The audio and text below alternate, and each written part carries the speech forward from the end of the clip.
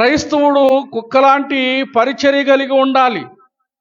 ఎలాగంటే ఒకరోజు ఒక ఇంటి దగ్గరికి రాత్రికాల సమయంలో తలుపు వేసి ఉంటే ఒక కుక్క వెళ్ళి తలుపు కొడుతుందంట. ఎవరా ఈ సమయంలో వచ్చారని చెప్పేసి ఆ యజమానుడు తలుపు తీస్తే ఎవరు కనపడలేదంట.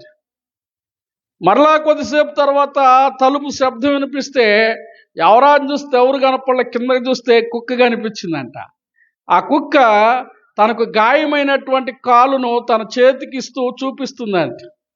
ఆ వ్యక్తి ఆ కుక్కను చూసి ఆ కుక్క గాయానికి కట్టుగట్టి మందు వేసి ఆ మానే వరకు ఆ 2-3 రోజులు ఆ ఇంటి దగ్గరే పెట్టుకొని దానికి భోజనం అన్ని పెట్టి దాన్ని పంపించేస్తాడు.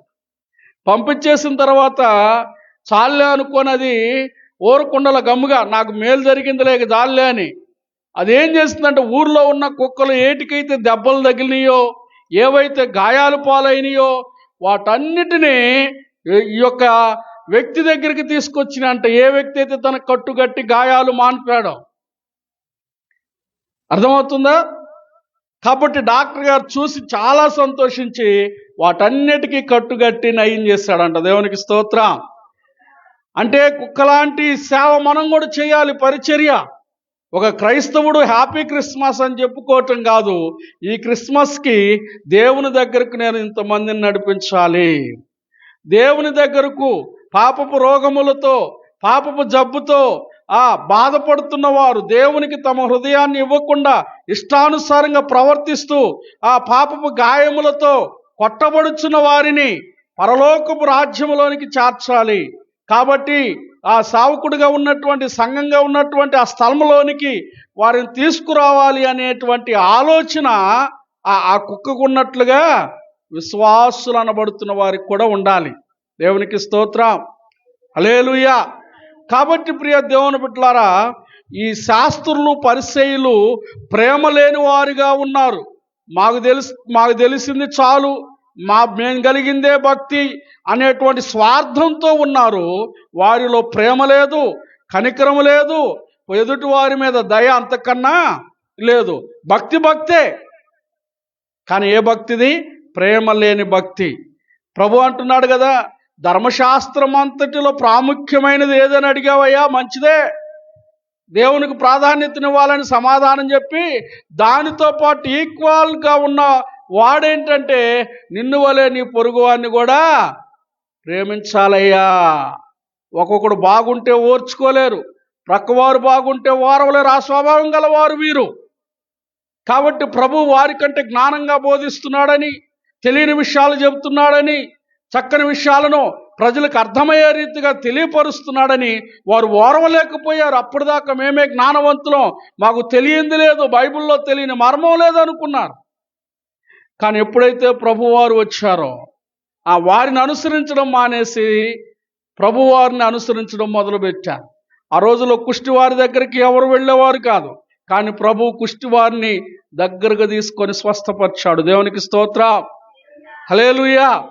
పొరుగువారిని, బాధల్లో ఉన్న వారి దగ్గరికి వెళ్ళాడు, వేదనలో ఉన్న వారికి ఓదార్పునిచ్చాడు, భయపడే వారిని ధైర్యపరిచాడు. క్రిస్మస్ అంటే ఏంటో తెలుసా? ఒక రక్షకుడు ఏ విధంగానైతే ఇలాంటి బాధల్లో, సమస్యల్లో, వ్యాధుల్లో, ఇబ్బందుల్లో ఉన్న వారి వద్దకు వెళ్ళి వారిని పరామర్శించి వారిని ఏ విధంగానైతే ఆదరించి ధైర్యపరిచి వారి జీవితాల్లో వెలుగును నింపాడో మనం కూడా ఏం చేయాలండి?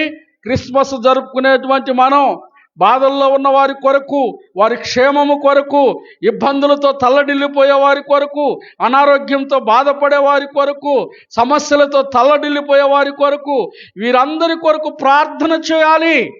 దేవునికి స్తోత్రం. ఇంకా గొప్ప విషయం ఏంటంటే, ఒకవేళ దేవుడు నీకు సమృద్ధిగా ఇస్తే, నేను చెప్తాను, సంఘంలో మీరు బట్టలు కొనుక్కునేటప్పుడు మీకు తెలిసిన వారు ఎవరన్నా కొనుక్కోలేని పరిస్థితి వారికి ఉంది అని తెలిసినప్పుడు మీరు తీసుకునేటప్పుడు వారికి కూడా తీసుకోండి. దేవునికి స్తోత్రం. దేవుని ప్రేమతో వారికి ఇవ్వండి. అర్థమవుతుందా ప్రియ దేవుని బిడ్డలారా? నీ వరకు చేసుకోవటం కాదు, నీ చుట్టూ ఉన్న వారికి కూడా ఈ పండగలో సంతోషించేటట్లుగా చెయ్యాలి. దేవునికి స్తోత్రం. హల్లెలూయా. కాబట్టి మనం గ్రహించాల్సిన విషయం, క్రిస్మస్ సందర్భంగా చాలా చోట్ల గిఫ్ట్లు ఇస్తూ ఉంటారు. ప్రేమతో వస్త్రాలు ఇస్తారు, ఆహారం ఇస్తారు. అవసరమైతే మీరు పండగ రోజు వండుకునేటప్పుడు లేనివారు ఎవరో చూడండి, అవసరమైతే పనిగట్టుకొని బజారులోనికి వెళ్ళండి, ఊరు దాటి వెళ్ళండి, అడుక్కున్న వారు ఉన్నారు, అలాంటి వారి దగ్గరికి వెళ్ళి మీరు వండుకున్న దానిలోనే కొంత తీసుకువెళ్ళి వాళ్ళకి పెట్టండి. ఎంత సంతోషిస్తారో. దేవునికి స్తోత్రం, హల్లెలూయా. ప్రియ దేవుని బిడ్డలారా, ఇక్కడ రాయబడినటువంటి వాక్య ప్రకారం ఈ శాస్త్రుల్లో, ఈ సద్దుకైల్లో, పరిసయ్యుల్లో ఇలాంటి ప్రేమ లేదు. దేవునికి ఇచ్చే కానుకైతే ఇస్తారు, కానీ దేవుని న్యాయాన్ని, దేవుని ప్రేమను వారు ఎదుటి వారికి చూపించరు. కనికరము లేని వారిగా ఉన్నారు. ఆ రోజు ప్రజలను మతం పేరుతో దోచుకున్నారు.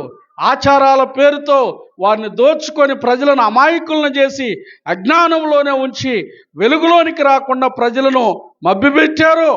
అందుకే ప్రభువైన యేసుక్రీస్తు వారు ఈ లోకానికి వచ్చిన తర్వాత మత్తయి సువార్తలో రాయబడినటువంటి మాట ఒకసారి నేను చదివి వినిపించిన మాటలు ముగిస్తాను. ప్రియులారా, చూడండి, రాయబడినటువంటి వాక్య భాగాన్ని చూస్తే మత్తయి సువార్త 4వ అధ్యాయము, మత్తయి సువార్త 4వ అధ్యాయము 13 నుండి చూద్దాం. జెబులోను దేశమును, నఫ్తాలి దేశమును, యోర్దానును ఆవలి ఉన్న సముద్ర తీరమును అన్యజనులు నివసించు గలిలయు చీకటిలో కూర్చుండి ఉన్న ప్రజలను గొప్ప వెలుగు చూచిరి. మరణ ప్రదేశములలో, మరణ ఛాయలలోను కూర్చుండి ఉన్న వారికి వెలుగు ఉదయించెను. ప్రవక్త యెషయా ద్వారా పలుకబడినది నెరవేరునట్లు ఇలాగున జరిగెను. దేవునికి స్తోత్రం.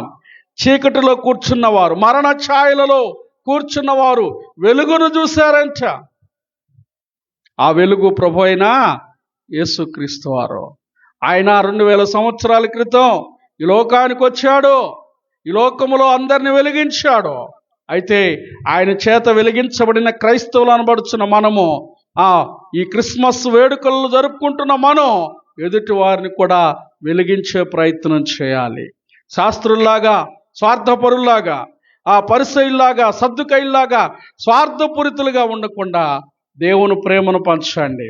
దేవుని ప్రేమతో వారిని దేవుని దగ్గరకు నడిపించండి. దేవుని వద్దకు మీ ప్రేమను బట్టి, మీ యొక్క విధానాన్ని బట్టి వారు రావాలి. వారు వచ్చేలాగా మనము క్రిస్మస్ యొక్క ఈ సందేశాన్ని, ఈ ప్రేమను ప్రజలలో చూపించాలి. హల్లెలూయా. అలా చేసినప్పుడు ప్రభు ఆనందిస్తాడు. పరిచర్య అభివృద్ధి చెందితే నీ ద్వారా కొన్ని ఆత్మలు పరలోక రాజ్యానికి నడిపించబడతాయి. నిన్ను చూసి బలా నమ్మకమైన మంచి దాసురాల, మంచి దాసుడా అని ప్రభువారు నిన్ను మెచ్చుకుంటాడు.